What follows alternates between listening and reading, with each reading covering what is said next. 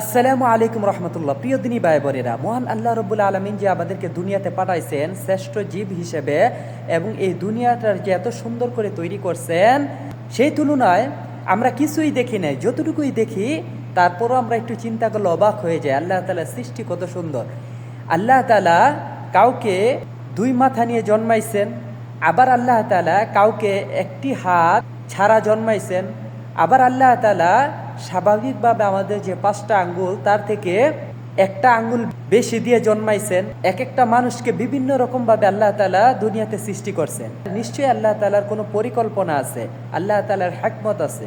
এর মধ্যে দেখেন, এই প্রথম আমি দেখলাম, আমার চোখে পড়লো, আমার একটি মুসলিম ভাই মাদ্রাসায় পড়ে, তার হাতার মধ্যে এক হাতে 7টা আঙ্গুল, আরেকটা হাতে 6টা আঙ্গুল। আমাদের স্বাভাবিক যে 10টা আঙ্গুল আছে তার 13টা আঙ্গুল।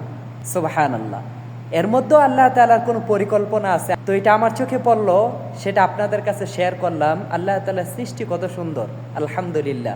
তো সব ক্ষেত্রেই যদি কোনো কিছু আমরা আমাদের বিকল্প দেখি, স্বাভাবিক থেকে অস্বাভাবিক কিছু দেখি, সেটা ভালো হোক খারাপ হোক, সবসময় আল্লাহ তাআলার শুকরিয়া আদায় করা, যে আল্লাহ তাআলা আমাকে ভালো রাখছে, এই জন্য আল্লাহ তাআলার শুকরিয়া, এবং তাকে অবহেলা করতেনি, এবং তাকে দেখে আমার আল্লাহ তাআলার শুকরিয়া আদায় করা উচিত, যে আলহামদুলিল্লাহ আল্লাহ তাআলা আমাকে স্বাভাবিক রাখছে, এবং তার মধ্যে যে অস্বাভাবিক কিছু দিছে এটাও আল্লাহ তাআলা বুঝে শুনেই দিছে। এভাবে আল্লাহ তাআলার নিদর্শনের প্রতি সমর্থন করে আল্লাহ তাআলার শুকরিয়া আদায় করা উচিত। আলহামদুলিল্লাহ।